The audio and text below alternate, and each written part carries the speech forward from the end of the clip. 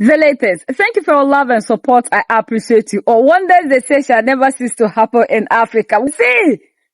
I never knew our leaders are too powerful like this. Kenya, oh, you do all. The recent report from Kenyan Ministry of Industry and Kenyan Defense Forces, they are thinking about how to go and help open the Strait of Hormuz. The strait that even the United States of America couldn't open. The strait that the United States of America called EU, Canada, UK, South Korea, Pakistan, India, and the whole world to come and help open. And they said no. Kenya said, why? Why are we making ourselves to be too powerless? That when we talk about power, Africans, we are too powerful. World War II were the people who fought and liberated these people. So now that the Strait of Hormuz is closed and the oil prices are increasing day in, day out in the world market, William Ruto, the president of Kenya, said, I am here to help open the strait. They want to send their ships to help escort ships and tankers successfully on the Strait of Hormuz.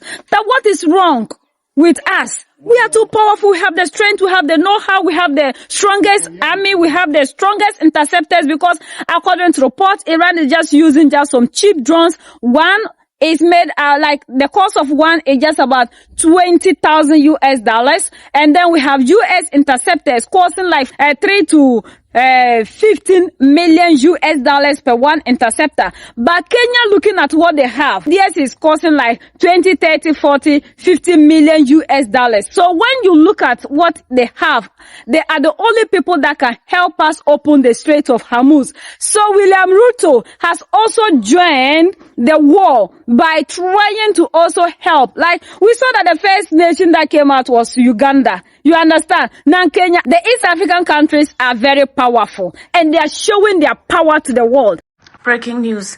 Kenya is considering sending Kenyan Defense Forces Navy to escort ships along the Strait of Hormuz. Kenya has decided that because of the disruption to the trade and so many naval ships have been trapped since the Israel-US-Iran war, and so Kenya is considering sticking its neck out and sending the naval ships in order to guard their cargo along the Strait of Hormuz.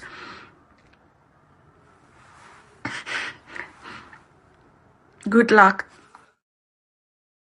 Kenya is now considering deploying the Kenya Defense Forces Navy to escort export ships to the Middle East. Rising, of course, regional tensions have now reportedly trapped over 600 vessels linked to the country, raising concerns about supply shortages and export losses. Of course, Kenya is among these countries that is also experiencing this Iran war. And of course, the industry principal secretary, Juma Ukwana, told reporters that the government is evaluating military-backed protection, including escorted convoys through the high-risk waters. So, you know, this is something that Kenya is trying to flex where it should not be flexing. Because let me not look down upon the Kenya's Navy, of course, powers and, of course, how they are able to, you know, fight or defend a cargo ship. But then I believe Kenya doesn't have enough technology or enough expertise in terms of, you know, fighting even those missiles. Let's say a missile is directed to a ship. Even the US itself cannot even guarantee safety of ships at the Strait of Hormuz. What is Kenya, for God's sake? So it's a question we're asking. What is Kenya going to do? Let's say you put a bunch of 20 or 100 military in a ship, escorting some missionaries in a convoy. How are they going to protect the ship against missiles that are heading towards the ships? So I think it's wise for Kenya to just chill, you know, wait for this war to take its own course, find new routes, new suppliers away from Iran, and it's a matter of waiting and to see what's going to be happening at the end of it. Breaking news. Kenya is considering sending Kenyan Defense Forces Navy. You know, knowing when to end a toxic relationship that you have is very important. Because this right here should tell you why it's important. Kenya is stuck in a very toxic relationship with America. And America is using them. They relied a lot over the years on America's strength and America's influence. And they relied, sorry guys, it's the morning. They relied on the fact that Barack Obama is also from Kenya. So when Barack Obama became the president, they sort of abandoned everything that was theirs, and they put all of their reliance in the United States. And now they're being used as proxies. They're being sent to the battlefield. I don't think a logical Kenyan president would want to do what he's doing. But the problem is, you now have a superpower that owns damn near your entire economy, because when a president that has roots or descends from your country was given a spot in America, you signed so many deals amalgamating your entire economy to the very same country right now that is forcing you to go into a war that has nothing to do with you. Kenya is now deciding that they're going to enter this beef with the Middle East. And my question is, have they not learned enough? Like, Kenya has suffered from attacks after attacks. So, like, suicide bombings to extremist action imposed on them because of the relationship that they have with the United States. Over the years, Kenya has suffered because of this relationship. And now again, America is putting them in harm's way once again.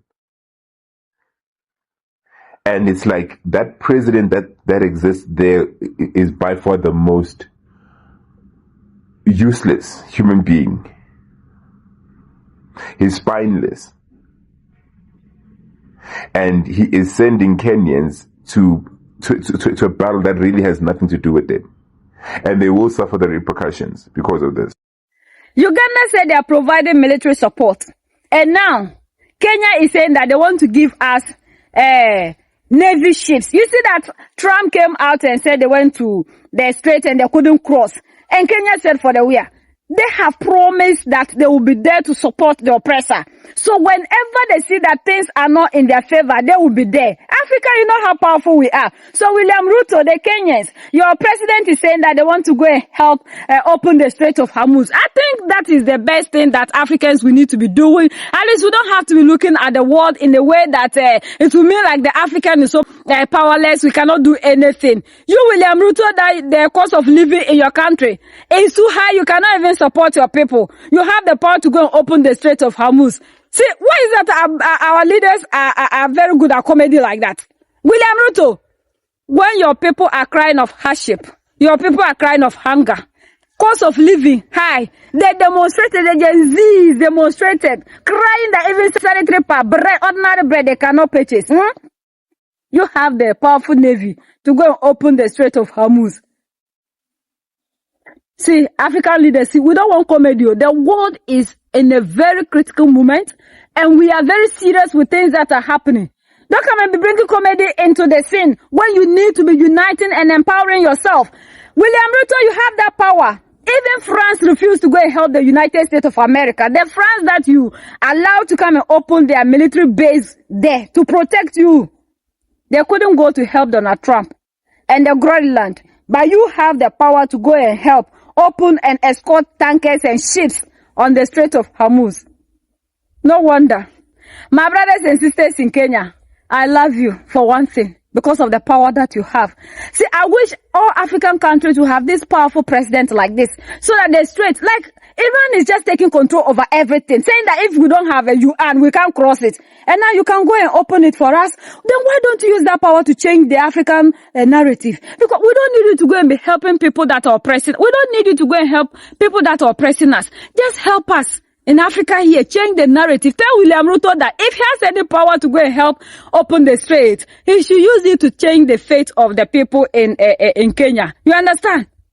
Like, our leaders, are they, people are asking, if William Ruto,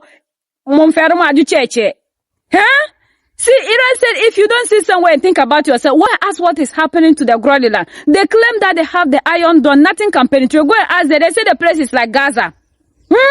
Then go and ask what is happening in the Middle East. They that claim they have the United States of America protection. They have the bases. I think we are not hearing what is happening. They said even U.S. military bases, they are running out of their bases. The U.S. troops are running out of their bases because the bases are no longer inhabitable for these people. What Iran will do to you Kenyan people, it's over, it seems the distance is just 3,700 something kilometers. I think one missile. Iran say if they throw you one missile, you Ruto, you run and leave that seat for them. See, African leaders are very funny. Our leaders are quick in doing things that they didn't invite them to come and do. You understand? The United States of America knows that you don't have any power to even save yourself. That's why they have their bases everywhere. And you are calling them to come and help you save yourselves. And now that they are calling people, they think they have the power, and they are saying that looking at the missiles coming from Iran, they can't do anything. You are not saying that you would rather go and help.